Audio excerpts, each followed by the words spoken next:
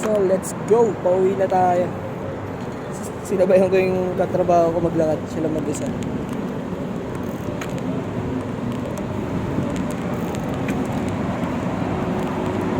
So day to day,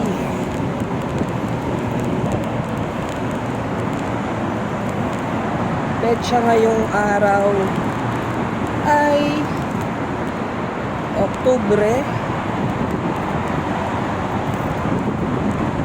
22. Hindi, mali ang ating Tagalog pag ganun.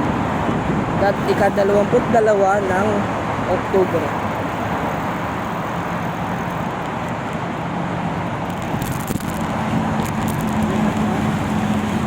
Ba't ako sa gilid dumaan? Asar ako kanina sa trabaho namin. Naging naso bigla. Iba namin siya kalinya. Iba trabaho niya, inventory.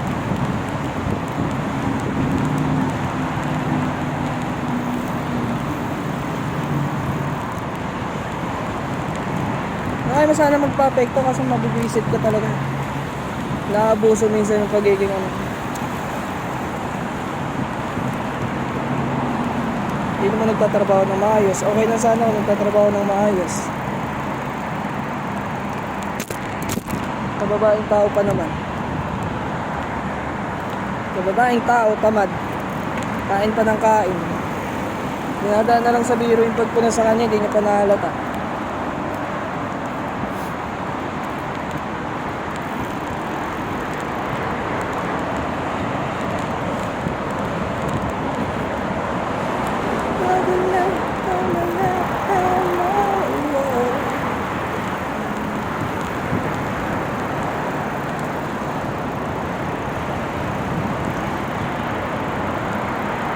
Sabi pa niya sa amin daw trabaho yun.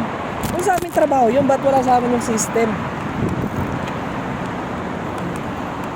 Kung paano i-encode. Hindi nga namin alam. Ito sabihin ko sa amin trabaho yun. Ito at binigay sa amin lahat. Naasar ako dun. Sabihan ko yun sa Monday. Kanina wala pa ako sa mood. Baka maano lang, mapasama eh. Sabi nga nila, huwag ka magsasalita. Huwag kang makikipagtalo pala. Huwag kang magtalo ka, galit ka. Kasi may mga masasabi kang bagay na pwede mo lang masabi pag galit ka. Diba? Mas imbis na maaayos na lang magpapasama. So sa Monday ko siya kakausapin. Off niya bukas eh. Tapos ako sa Sidua.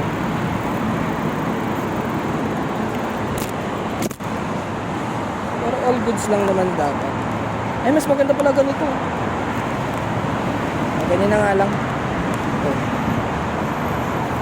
Kita utong ko. Saktong-sakto. Pwede pang side mirror, oh. Kita ko yung gilid.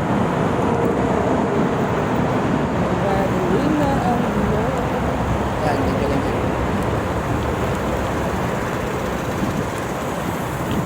So, I'm thinking what I will eat.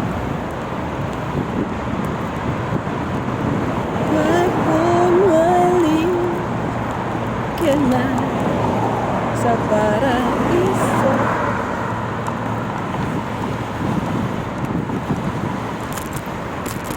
Hindi ko na-charge yung headset ko. Nakumabang ako kanina. Excuse. Aray.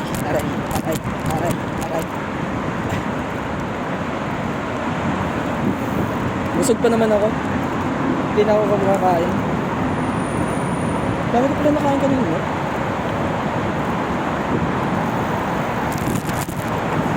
Wala ang mga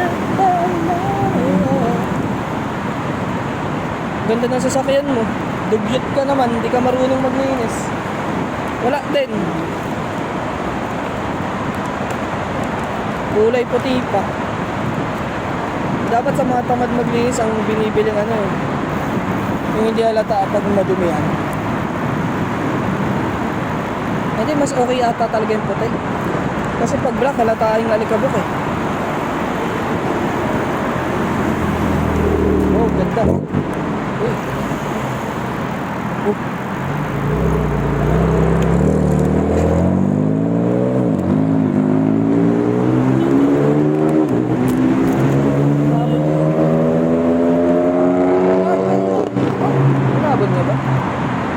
Hindi. Pero hinahabol niya eh. Pinauna niya ako. Oh, balik tayo sa sasakyan na magdeling na doon. Abu Dhabi to. Paano ka umabot dito na sasakyan pa? Yung taxi sa Abu Dhabi, kulay silver. Kailan ko lang din nalaman. Yung sa Badumian, no? Yung maalikabok ba? Dito, sobrang malikabok. Yan yung tape, kala mo ganyan. Tulad nito, wala kang nakikitang alikabok. Pero, ninisan mo ito. Ito, tulad na itong bike ko. Lagi ko ito pinapunasan. Nagbabike ako. Maya-maya lang, wala na. Pero alikabok na ulit. Maliligo ako. Nakangapin na naman ako. Pag bumaling ka na sa paradiso,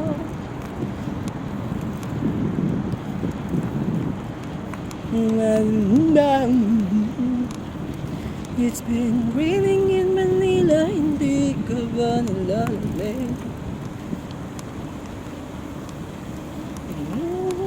Sa nanginginig. Ang kulit ng katrabaho ko kanina na Lebanese. Sabi ko sa kanya, ay kasi sila yung representative namin sa eventong nakaraan, yung Linay Day ko, in story ko. Sabi ko sa kanya, what time, Tagalogin ko na lang, anong oras ka na nakauwi? Sabi niya. Ay sabi ko. Sabi niya 1 AM na.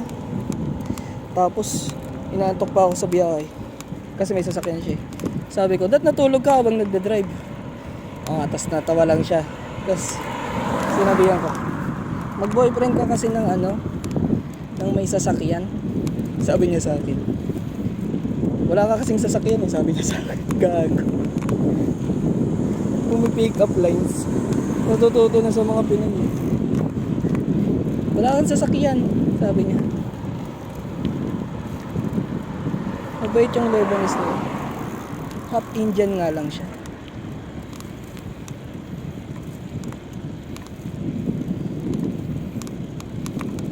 Ayaw na kasi tumagal dito. Iniisip ko rin kuha ko lisensya, kaso wala nang balak magtagal dito sa UAE. Hindi, pero alam ko pwede ko magamit yung license ng UAE sa ibang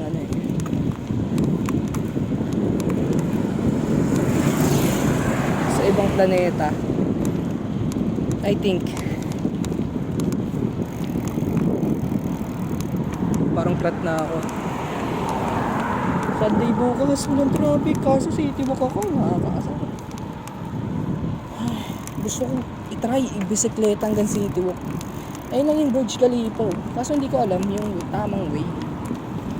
Haya. Tsaka baka dangerous. Yan pa ikamatay ko, no? May mga ulagapan namang driver na nagmamaneho dito sa Dubai. Kami tao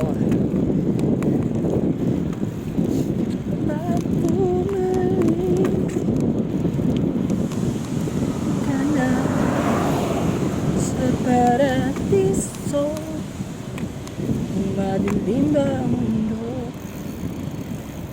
It's been raining in Manila. Wala. Mas okay din sa amin meron kasi dito na Careem na apps. Meron silang mga rentang bike tsaka e-scooter. Pwede mo magamit. 19 lang isang buwan. Kung meron sana yung dito, hindi na ako bumili ng bike. Mas makakatipid ka nun.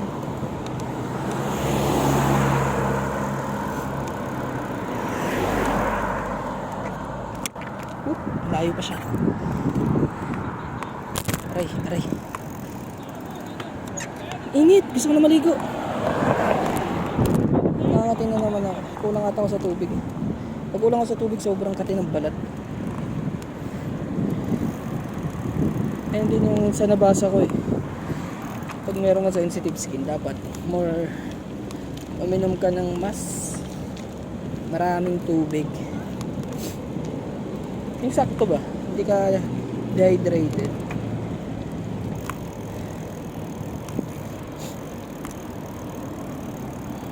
Kaya pala mainit. Kaya pala mainit. Bumaba yung araw.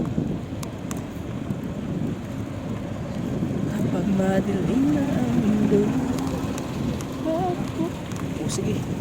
U-turn ka lang ng U-turn yan.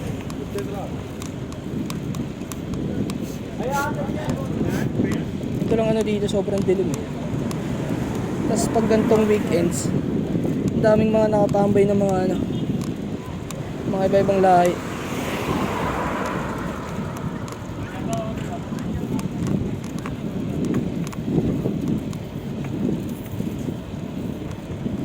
Uy, Sunday na.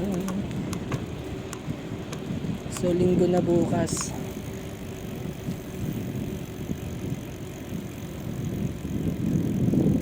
Totoo talaga ako ito.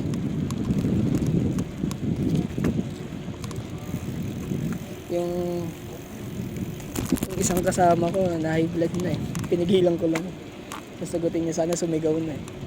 Tapos bigla niya biniro. So, hayaan mo yan. Sabi ko sa kanya, hayaan mo na yan ano. Kirk. Ay, joke lang. Sabi niya kanina. High blood yun. Grabe. Pag sinumpong. Pero mabait naman. Eh, hindi yung walang-wala ako, hindi yung nagbibigay sa akin ng food eh. Si Kirik. Taga. Saan nga si ano? Dumaguete ba yun? O Dumaguete yata yun si Kirk. 38 years old na siya.